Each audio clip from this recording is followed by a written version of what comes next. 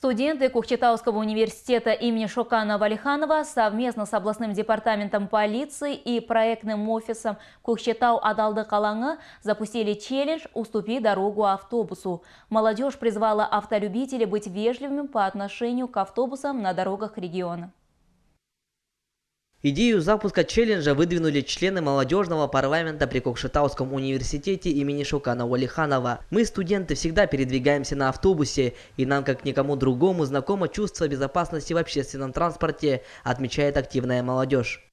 Целью данного челленджа является, согласно правилам дорожного движения, в населенных пунктах водители должны уступать дорогу водителям троллейбусов и автобусов, движущимся по направлению от остановки общественного транспорта, что на практике показывает далеко не всегда и приводит к большому увеличению аварийных ситуаций.